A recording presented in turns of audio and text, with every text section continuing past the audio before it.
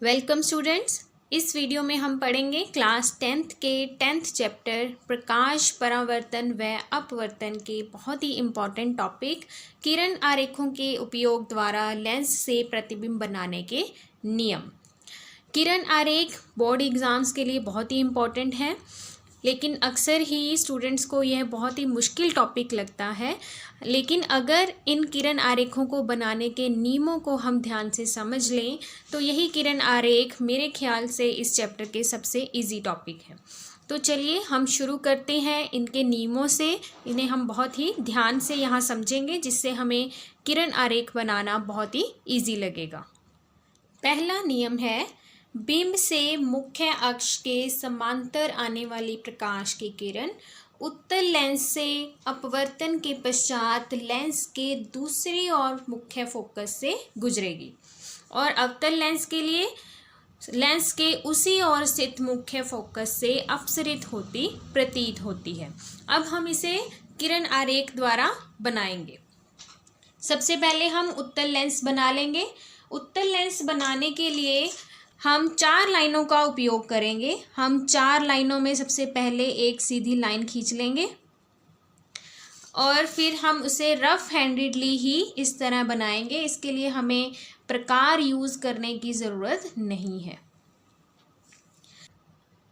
यहाँ प्रकाशिक केंद्र को अंकित कर देंगे, जिसे हम O से लिखते हैं, और एक मुख्य अक्ष बना लेंगे। मुख्य अक्ष के दोनों ओर हमें फोकस बनाना है, जो कि इस प्रकाशिक केंद्र से बराबर की दूरी पर होना चाहिए। तो हम इससे 3-3 सेंटीमीटर की दूरी पर फोकस ले लेते हैं। 3 सेंटीमीटर को बीच में रखकर 0 और 6 पर इसे हम अंकित कर देंगे F2 और F1 से। क्योंकि हमारा प्रकाश बाईं ओर से आएगा तो इस ओर के फोकस को हम F1 कहेंगे। तो पहले नियम के अनुसार मुख्य अक्ष के समांतर आने वाली प्रकाश की किरण कहाँ से आ रही है? इस मुख्य अक्ष के समांतर आ रही है। तो हम इसके समांतर एक प्रकाश की किरण बना लेंगे। और देखिए, यह किरण हमें इस लेंस के सेंटर तक बनानी है, जो हमने यह बीच में लाइन खींची है। यहाँ तक आप इस प्रकाश की किरण को बनाएंगे।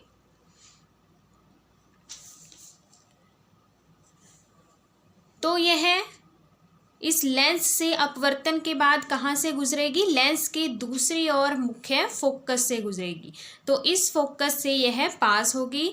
ये इस बिंदु से हमें इसे बेंड करना है, इसकी दिशा को बदलना है। इस बिंदु को हम F2 से मिला देंगे और इससे जाती हुई एक प्रकाश की किरण बनाएंगे। तो यह है पहला नियम कि उत्तल लेंस के केस में जो प्रकाश की किरण मुख्य अक्ष के समांतर आती है वह अपवर्तन के बाद दूसरी ओर के मुख्य फोकस से गुजरती है।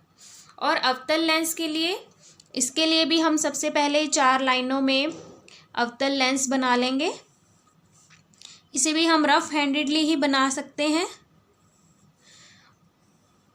अवतल लेंस बीच में से पतला और साइडों पर मोटा होता है। इसका भी पहले एक सेंटर कर लेंगे, जिस पर हम प्रकाशिक केंद्र को अंकित करेंगे। O से एक मुख्य अक्ष बनाएंगे और उसके दोनों ओर मुख्य फोकस को अंकित करेंगे। उसी तरह यहाँ भी हम इसे 3-3 सेंटीमीटर पर ले सकते हैं, F2 और F1।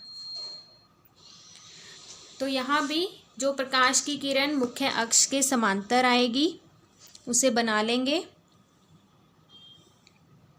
इस मध्य लाइन तक, और फिर वह अपवर्तन के बाद मुख्य फोकस से अपसरित होती प्रतीत होती है।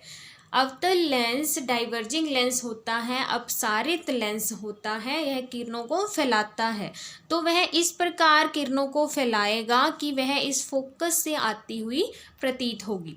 तो हमें एक ऐसी लाइन खींचनी है जो इस फोकस से आती हुई प्रतीत हो। तो हम इन दोनों को मिलाएंगे डॉटेड लाइन से और इसे आगे की ओर एक सॉलिड लाइन बना देंगे कि वास्तव में यह किरण यहाँ समांतर आती हुई इस तरह मुड़ी है कि यह फोकस से आती हुई प्रतीत हो रही है। दूसरा नियम है, लेंस के प्रकाशिक केंद्र से गुजरने वाली प्रकाश की किरण अपवर्तन के पश्चात बिना किसी विचलन के निर्गत होती है। बिना किसी विचलन यानी कि बिना किसी दिशा में परिवर्तन के वह उस लेंस से पास हो जाएगी।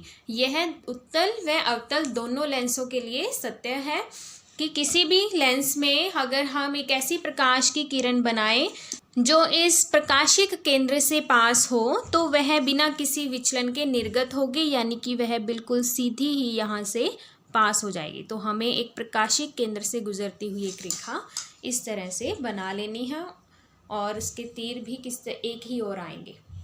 इसी तरह अवतल लेंस में भी प्रकाशिक केंद्र से गुजरने वाली प्रकाश की किरण, हम इस किरण को किसी भी एंगल पर बना सकते हैं। जो भी प्रकाश की किरण प्रकाशिक केंद्र से गुजरेगी वह बिना किसी विचलन के उस लेंस से पास हो जाएगी। यह था दूसरा नियम। तीसरा नियम है उत्तल लेंस के मुख्य फोकस से गुजरने वाली प्रकाश की किरण अपवर्तन के बाद मुख्य अक्ष के समांतर निर्गत होगी। हमने यहाँ उत्तल लेंस बना लिया है और उसके मुख्य बिंदु प्रकाशिक केंद्र दोनों और बराबर दूरी पर फोकस और एक मुख्य अक्ष को भी बना लिया है। तो तीसरा नियम कहता है कि मुख्य फोकस से गुजरने वाली प्रकाश की किरण, तो हमें एक ऐसी किरण बनानी है जो मुख्य फोकस से पास होती हो। तो हम एक ऐसी किरण बना लेंगे जो इस फोकस से पास हो रही होगी। तो यह किरण अपवर्तन के बाद मुख्य अक्ष के समांतर निर्गत होगी, यानी कि यहाँ से इसकी दिशा इस तरह परिवर्तित होगी कि यह मुख्य अक्ष के समांतर हो जाएगी। और अवतल लेंस के लिए यह मुख्य फोकस पर मिलती प्रतीत होने वाली प्रकाश की किरण, हमें एक ऐसी किरण बनानी है जो मुख्य फोकस पर मिलती प्रतीत हो। इसमें यहाँ हमने फोकस से ही पास नहीं करनी है किरण जैसे हमने यहाँ किया है, ऐसी किरण बनानी है जो इस फोकस से आती हुई प्रतीत हो। तो हम एक ऐसी किरण बना लेंगे कुछ इस तरह से और इसको फोकस की ओर डॉटेड लाइन में आगे की ओर बढ़ा देंगे। तो यह किरण हमें इस तरह प्रतीत हो रही है कि यह फोकस से मिल रही है और वह अपवर्तन के बाद इस मुख्य अक्ष के समांतर हो जाएगी। तो हम इसे मुख्य अक्ष के समांतर कर देंगे। तो इस प्रकार जो प्रकाश की किरण फोकस से आएगी या फोकस की ओर आती हुई प्रतीत होगी वह अपवर्तन के बाद मुख्य अक्ष के समांतर हो जाती है। यह थे किरण आरेख बनाने के तीनों नियम। यदि आपने ये तीनों नियम अच्छे से समझ लिए हैं तो आपको किरण आरेख बनाने बहुत ही इजी लगेंगे। नेक्स्ट वीडियो में हम पढ़ेंगे उत्तल लेंस और अवतल लेंस में किरण आरेख, इन रूल्स को, इन नियमों को यूज़ करके किस प्रकार बनाए जा सकते हैं। Thank you.